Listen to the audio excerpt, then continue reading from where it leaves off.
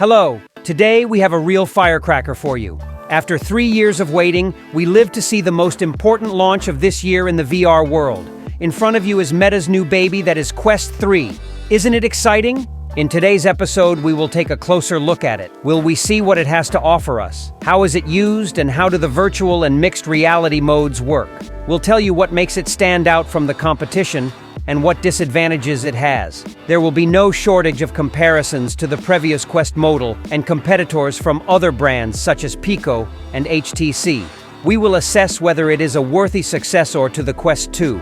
Will it be the next king of VR, or is it a completely overpaid failure that is not worth spending money on? If you want to know the truth about this headset, don't forget to leave a thumbs up and drop a comment. Your support means a lot. Let's start this VR feast. Here, as usual, we are greeted by a classic packaging almost unchanged since the launch of the first Quest goggles. The first thing that catches the eye is the shrunken box, and it's almost doubled. Inside are traditionally 2 controllers, a goggle, charger, and instructions. In the case of our review, we are testing the version with lower storage. The version with higher storage is also available. Here we have a cleverly and sensitively concealed USB-C charging port, power button, volume button, a brand new connector for the dock, mini jack, and what many die-hard fans complained most about on the Quest 2. Finally, a separate panel for adjusting the width of the lens, the so-called IPD, has returned. Now we can adjust the lens spacing with greater precision. This is a significant improvement over the previous generation of the device. At first glance, you can see that the device has gotten smaller. It's tinier and handier than the Quest 2, and by 40%. And it even weighs a little less than the competing Pico 4 goggles. The front panel of the goggles includes RGB and pass-through cameras on the sides, and in the middle, a new sensor system that measures the depth of the environment, which will show its claw when in mixed reality mode. And to make things even more interesting, in the center of the goggles we have a tiny button to adjust the size of the surrounding face cap, which often seemed to be a missing element in previous versions of Quest. The screen is now 2 large lenses, or pancake lenses, a completely new type of lens not previously used in consumer goggles. Instead, we have already seen them used in the much more expensive Quest Pro model aimed at the business user.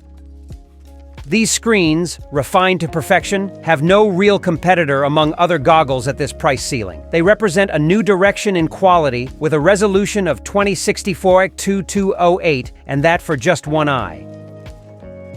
Deepened blacks and increased lens size allow us to enjoy much better image quality. The standard refresh rate is up to 120 Hz. This functionality also appeared at one time in the Quest 2, but confirmation of it in this model with a much higher image resolution is very good news. This will completely eliminate the dizziness and nausea that sometimes afflicts some people in VR. In addition, Meta has used a screen with a field of view known as FOV of as much as 110 degrees. This is much more than the 90 degrees that were available in Quest 2. As a result, we can enjoy greater immersion, and the virtual reality effect is much more appealing.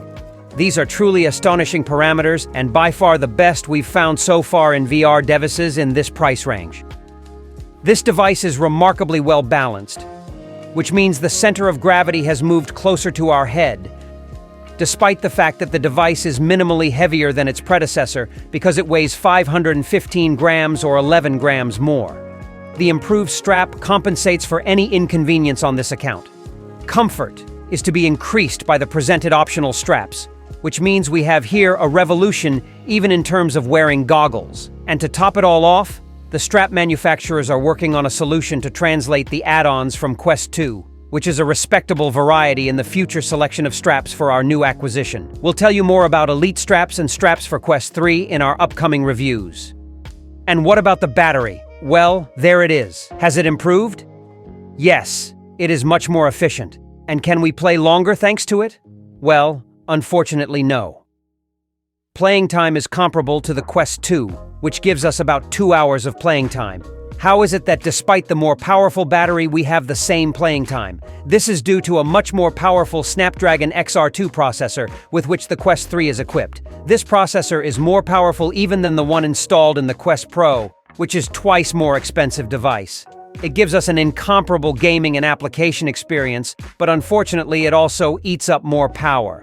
The new processor gives excellent results in everyday use. Developers are already working on texture remastering and game add-ons that exploit the potential of the new Snapdragon, but already in Red Matter 2 we can look at the graphical improvements made. Everything is smoother now and gives us a power boost for years to come. Competing goggles from Pico, HTC, or Valve are still running on the previous generation XR1. Only Vision Pro will be able to offer better computing power. Therefore, it's safe to say that this is a new milestone, where now any subsequent goggles from competitors will have to compete with the incredibly powerful components of the Quest 3.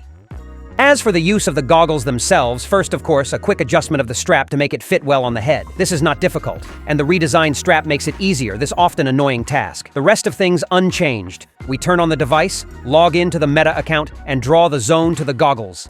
As for the controllers themselves, they are a combination of functionality and ergonomics known from Quest Pro and Quest 2. Instead of satellites, we have something like artificial intelligence that analyzes movement, but they can still be charged with traditional batteries.